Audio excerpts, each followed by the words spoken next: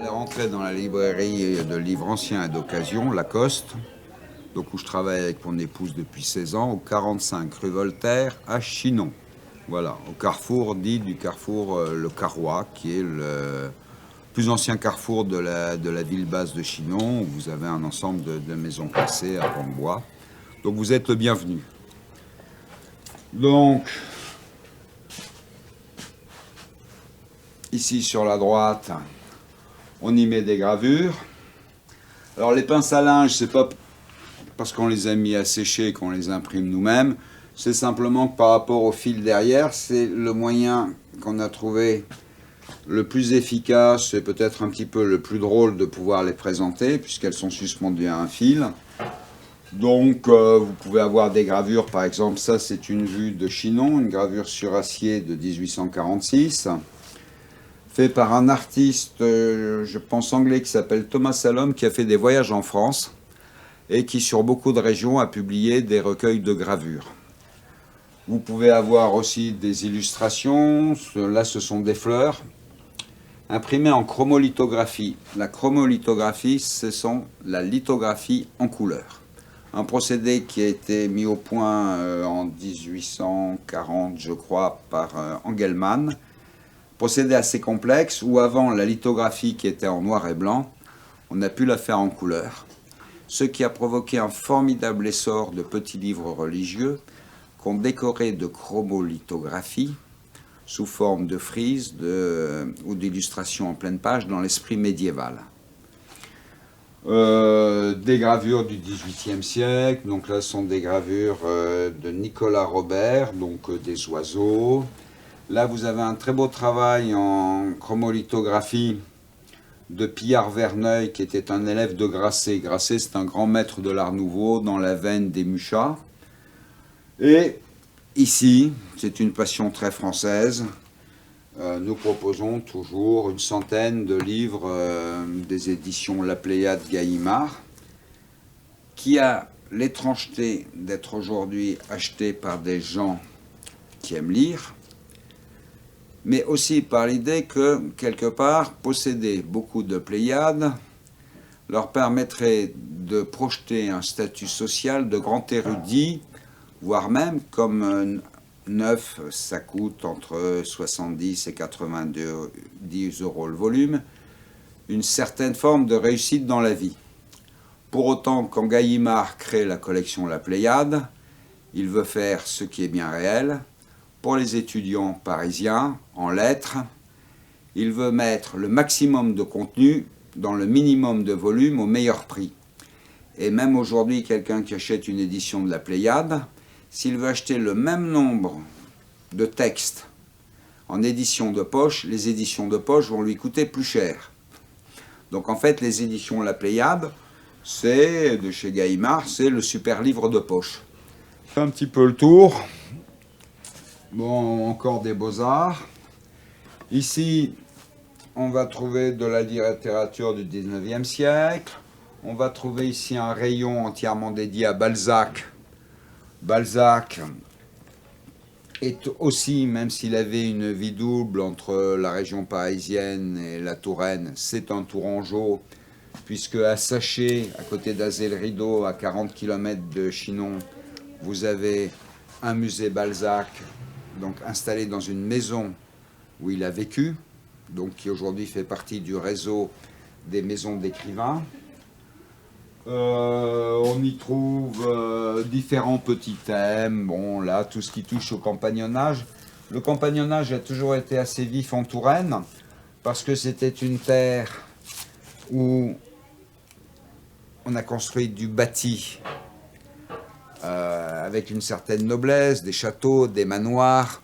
Donc c'était un endroit où il y avait l'exercice de ces métiers-là et une réelle capacité de formation. Donc la Touraine, c'est un endroit où le compagnonnage est important. Et nous avons à Tours un très beau musée du compagnonnage qui a été fondé par Roger Lecoté, lui-même compagnon, qui a été un des premiers historiens du compagnonnage, donc qui a amassé des documents, qui a amassé des chefs-d'œuvre. Et à Tours, vous avez un superbe musée du compagnonnage. On va trouver là du livre d'histoire, d'occasion. Donc beaucoup de choses qui vont toucher au Moyen-Âge. Naturellement, comme le Tour de France, on a la régionale de l'étape, Jeanne d'Arc, donc qui est passée tout près d'ici, puisqu'on se trouve au pied du château et à 20 mètres de la rue Jeanne d'Arc qu'elle a emprunté pour aller à la forteresse de Chinon, où elle a reconnu Charles VII. Toujours un petit peu de sciences sociales, de philosophie, de psy, voilà, enfin là, c'est un petit peu un mélange. Ici, on y met toujours une collection de livres de l'édition Bouquin, de l'éditeur Bouquin, la collection Bouquin, voilà.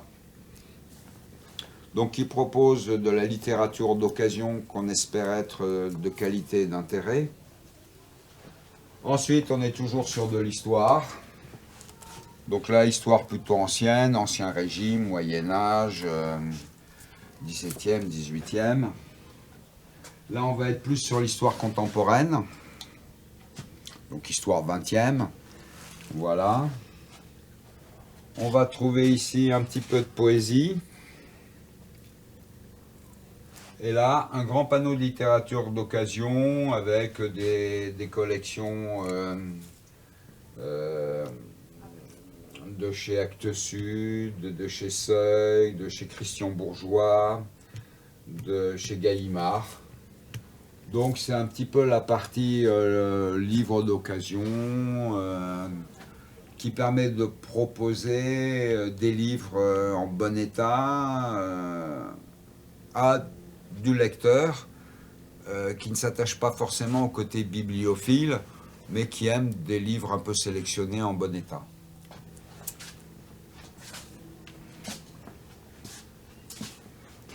Ça, c'est l'amusement du libraire.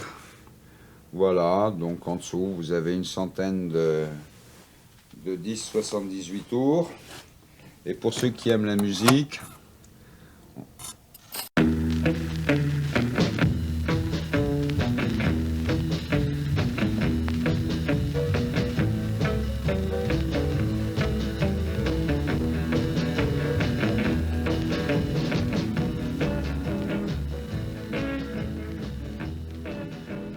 de hasard, c'est de temps en temps proposer quelque chose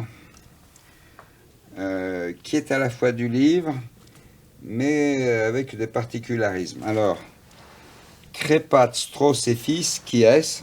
Eh bien, Crépat, Strauss et Fils, en 1952, nous propose un catalogue de leur lainage et soieries. Donc, on va trouver des échantillons de tissus et des modèles.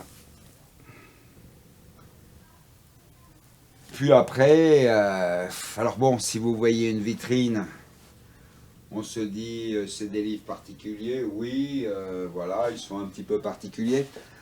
Bon, en fait, c'est les protéger, parfois d'un geste indélicat, les protéger parce qu'ils peuvent être fragiles, et donc là-dedans, bon, le grand classique de la librairie Bateau, les éditions en cartonnage éditeur de Jules Verne, donc fait par son éditeur Hetzel, voilà. Donc un livre auquel on s'attache par la qualité du décor et dont l'état est essentiel pour l'amateur.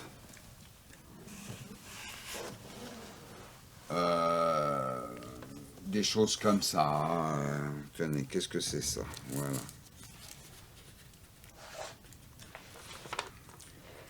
Les oracles sibyllins.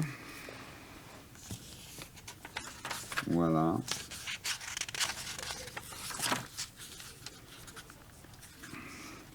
Ou la suite des souvenirs prophétiques ornés de gravures par Mademoiselle Lenormand, auteur de la Sibylle ou tombeau de Louis XVI. Voilà. Et là, nous avons en frontispice une gravure qui représente les derniers moments de Bonaparte à la Malmaison. Il se dit que Bonaparte consultait cette dame avant de prendre ses grandes décisions. où j'aime l'idée de poser des livres qui ont un petit quelque chose, voilà, ça peut toucher les arts, ça peut toucher un petit texte d'Oscar Wilde qu'on voit très peu, un petit écrit d'Auguste Le Breton, pour qui se met dans la veine de Simonin, de José Giovanni ou d'Alphonse Boudard, de ces petits voyous. Le plus illustre a été Jean Genet, qui avait un vrai talent littéraire, qui les a souvent permis de changer de vie après quelques aventures judiciaires. Voilà. Plutôt sympa et que j'aime bien. Qui sont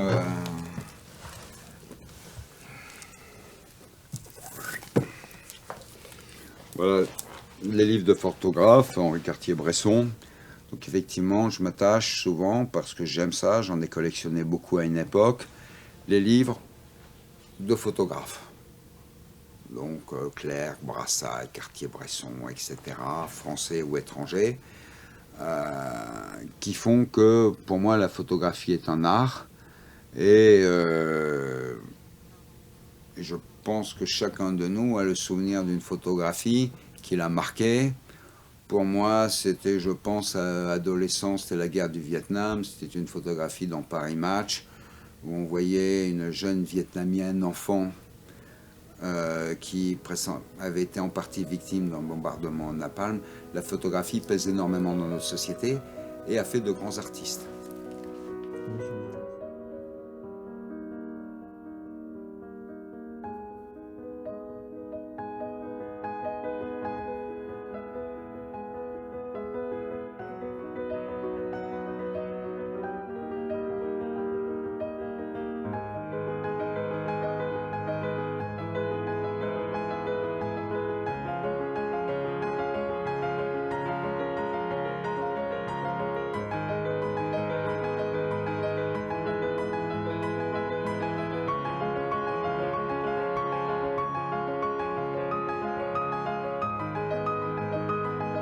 Bonnes vacances, Raphaël et Jean. À la prochaine, Jérémy. Ça marche bien. Ils sont impeccables. Merci beaucoup. Bonne soirée, madame. Au revoir.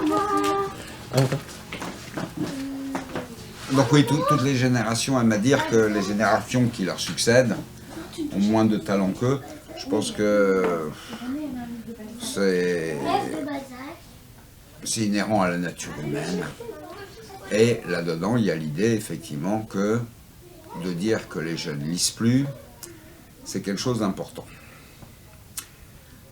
C'est très largement répété, donc ça a fabriqué une vérité que je conteste. D'autant plus que dans ma librairie, pour avoir entendu des dizaines, voire quelques centaines de gens professer l'idée que les jeunes ne lisent plus, c'est après être rentré dans la librairie, d'avoir vaguement regardé les livres, d'avoir expliqué en long et en large que si on ne les retenait pas, ils auraient tout acheté, et une très grande majorité, après m'avoir tenu des raisonnements sur de mon temps, on lisait, de mon temps ceci, les jeunes cela, repartent sans m'avoir acheté un livre.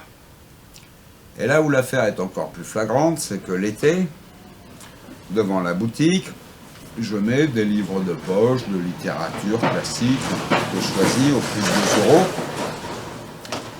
2 €, et que très très souvent, il y a des victimes adolescentes, à savoir qu'une famille qui visite le quartier, papa, maman, 2 enfants de 10 à 15 ans, ils s'arrêtent devant ces boîtes à livres où il y a des livres de poche à 2 €, et là, entreprennent de torturer leurs enfants, qui ne leur demandent rien, en leur disant « profite des vacances pour lire un livre ». Commence une petite exploration des livres par les enfants, avec souvent un enthousiasme un petit peu mesuré puisqu'ils se sentent en vacances. Et au moment où ils ont fait une sélection d'un livre, un des 2 parents, très souvent, qui les a encouragés à prendre un livre, va transformer un acte qui devrait être un acte de plaisir en ne résistant pas à l'idée de dire à leur progéniture Oui, mais enfin, si on le prend, hein, il faut le finir. Et là, regard d'effroi chez ces jeunes gens, où on est passé de ce que moi je considère comme étant d'abord un plaisir lire, à une forme de torture annoncée. Donc c'est faux, et je ne me souviens pas, maintenant que j'ai 60 ans, que dans ma prime jeunesse, mes copains et moi-même passions notre temps dans les livres. À l'époque, il y avait des choses très amusantes qui s'appelaient les mobylettes, les flippers dans les cafés, le baby-foot, tirer sa première cigarette ou essayer sa première Cronenbourg dans un endroit un peu reculé en mangeant du chewing-gum avant de rentrer chez les parents. Nous n'étions pas spécialement exemplaires, il y en avait qui lisaient, et j'ai pas le sentiment que la proportion ait évolué. Mais à 60 ans, naturellement, je vais rejoindre le troupeau en vous disant que nous étions des petits génies par rapport aux jeunes gens d'aujourd'hui, que nous avons fabriqués, que nous avons éduqués, et qui sont beaucoup moins bien que nous.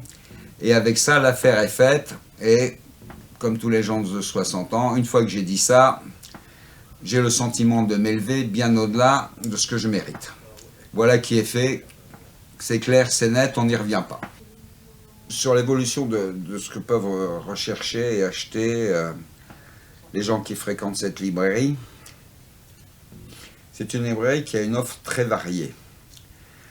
Alors, il y a, pour la partie, on va dire, livres plus anciens, depuis que j'ai commencé ce métier il y a 25 ans, il y a une évolution très claire. Il y a 25 ans, les Français au sens large aimaient à constituer des bibliothèques de régionalisme, c'est-à-dire des écrits, que ce soit des écrits documentaires ou de romans régionaux, qui concernaient leur région ou une région pour laquelle ils avaient une affection particulière. En 25 ans, ce type de bibliothèque aujourd'hui ne se constitue quasiment plus. Voilà. Sauf en France, 3 ou 4 régions qui sont marquées, qui sont particulièrement marquées par une revendication régionale importante. Donc on va retrouver le Pays Basque, on va retrouver l'Alsace, on va retrouver la Bretagne, donc des parties de la France qui cherchent à entretenir une identité forte en valorisant leur histoire, leurs écrivains, leurs artistes. D'ailleurs, ça se retrouve par le simple fait qu'aujourd'hui, ce sont des endroits en France où il y a des maisons d'édition régionales en grand nombre et qui se portent bien. D'accord. La Touraine et l'Indre-et-Loire n'est pas dans ce cas-là. Aujourd'hui, on me demande beaucoup moins d'ouvrages sur la région que lorsque je suis arrivé ici il y a 16 ans. Je crois aussi que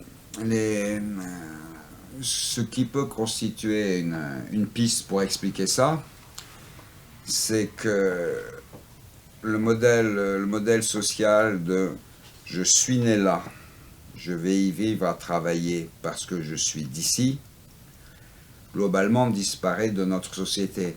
Aujourd'hui, les gens qui ont 20, 30, 40 ans, qui ont un pouvoir d'achat, il en faut pour constituer une bibliothèque, ce sont des gens qui ont fait des études, ce sont des gens qui ont fait Erasmus, ce sont des gens qui ont fait des stages à l'étranger, ce sont des gens pour qui la mobilité professionnelle, donc la mobilité de vie, est quelque chose de naturel. D'accord.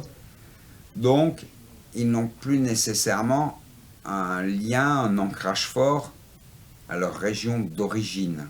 D'accord. Pour moi, c'est une explication. À une époque, il y a 50 ans, les plus belles bibliothèques de régionalisme, que ce soit Auvergnat ou Bretagne, on les trouvait à Paris. Pourquoi ?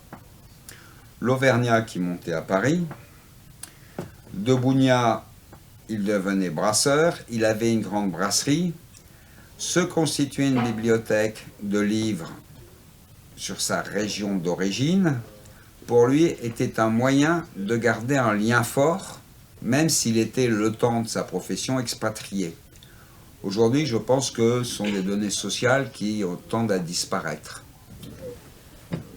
Ce qui m'a amené à Chinon, c'est que j'avais une première librairie que j'ai gardée 5 ans à la Charité-sur-Loire. On avait créé un village du livre, qui a été une très belle expérience, puisqu'il s'agissait d'un regroupement de libraires. Et au bout de 5 ans, avec mon épouse, on s'est dit que le modèle était un petit peu fragile.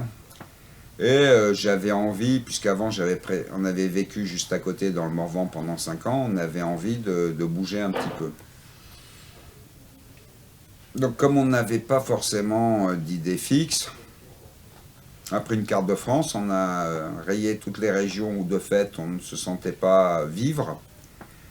Et là-dedans, il en restait un certain nombre.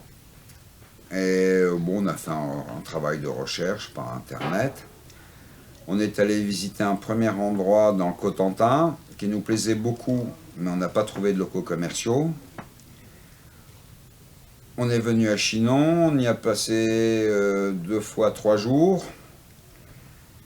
On était sur le point d'arrêter nos recherches parce qu'on ne trouvait pas de locaux qui nous convenaient. Quand le propriétaire des murs de cette librairie, qui à l'époque était un artiste peintre, nous a posé la question suivante: vous voulez acheter ou louer? On lui a dit: pourquoi vous nous dites ça? Parce que je peux être vendeur des murs. Il a rajouté un prix en nous disant: mais de toute façon c'est pas négociable. Et 5 minutes après, on lui disait: appelez votre notaire pour qu'on signe un compromis de vente. Et comme ça s'était passé de façon un petit peu surprenante, jusqu'à qu'on signe le compromis, on s'est dit: il va changer d'avis, c'est pas possible. Et ça s'est fait comme ça, et on est là depuis 16 ans avec beaucoup de bonheur. Ce n'est pas forcément un critère de qualité, de prix d'un livre, puisqu'au XVIIIe siècle, ont été publiées beaucoup de choses qui étaient des journaux intimes de duchesses, etc., des petites anecdotes de leur vie quotidienne qui, eu égard à leur statut, pouvaient paraître essentielles à leurs yeux, à la postérité, mais tout simplement parce qu'elles avaient les moyens d'en payer l'édition. Vous voyez?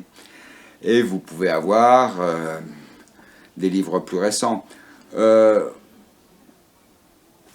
Par exemple, si on prend un livre que j'ai eu la chance d'avoir et de transmettre à un passionné, la thèse de doctorat de Jacques Lacan, dédicacée de sa main à son maître de thèse. C'est un livre qui a été fait plus ou moins en 1960 ou un peu avant, je crois, dans le domaine de la psychiatrie et de la psychanalyse. C'est un livre essentiel, c'est un livre majeur. Donc les livres importants peuvent être liés simplement à ce qu'ils sont le condensé sous forme de publication d'une réelle avancée dans les sciences, que ce soit les sciences morales, les sciences physiques. Marie Curie, je crois, a publié, quand elle a fait ses travaux sur la radioactivité, 5 ou 6 petites plaquettes de quelques feuilles agrafées, très rares. Mais il est difficile aujourd'hui de dire que Marie Curie n'est pas quelqu'un qui, dans la science qui était la sienne, n'a pas été importante. Ça valorise un écrit. À peu près.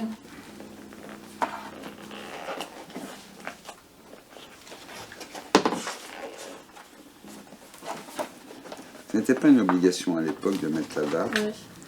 Donc parfois on est un peu embêté. Bon, ceci dit, pour moi, voilà. Ah. Représenté pour la première fois au Théâtre de la Comédie Française en 1896. Pour moi, on est à cheval sur le siècle, hein, plus ou moins 1900. Hein, voilà. Oui. Oui. Vous vous intéressez au théâtre? Oui. Vous avez un sponsor pour acheter le livre? Non, des fois ça marche. Alors, tu veux que je fasse ça? Puis, on remboursera la moitié. 60 tourons, je vais vous mettre ça dans un sac.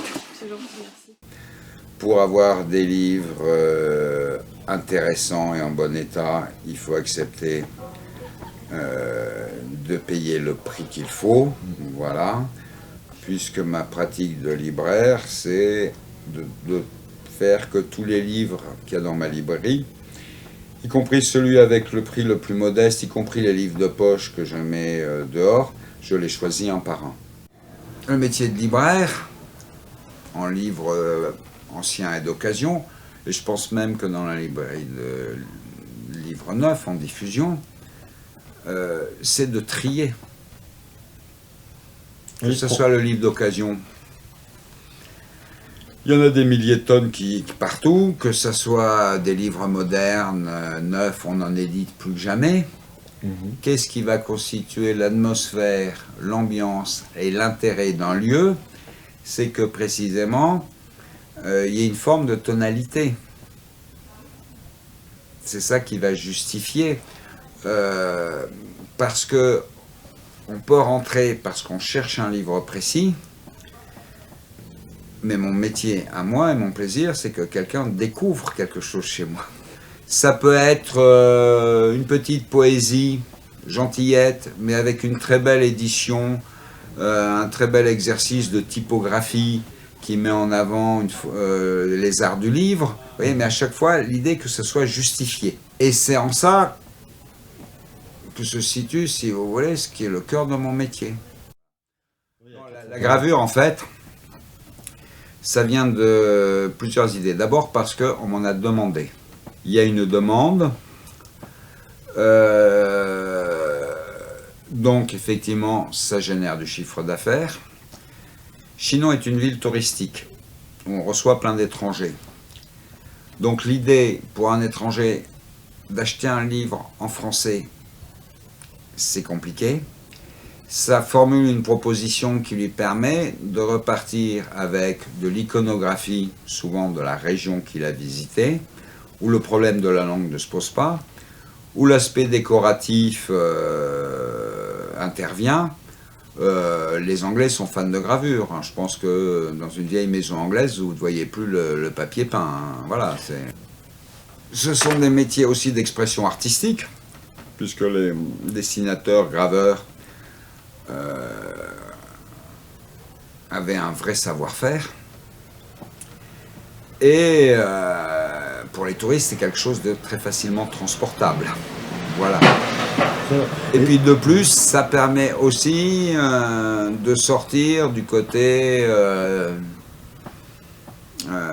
parfois un peu pesant de ces rayons de livres au kilomètre, d'aérer le lieu avec de l'imagerie ancienne au niveau de la chaleur du lieu, je pense qu'on y gagne aussi. Voilà. Donc pour tous ces motifs, je propose des gravures qui ont à voir avec l'histoire, avec, là pour le coup, les régionalismes, des gravures anciennes de châteaux, d'artistes, là j'ai rentré des lithographies de caricaturistes du 19e siècle, des gens qui ont produit dans l'esprit du premier journal, enfin d'un des premiers journaux qui publiait des caricatures qui s'appelait le Charivari, donc des artistes comme Cam, comme Gavarni, comme Honoré Daumier qui est le plus célèbre, voilà.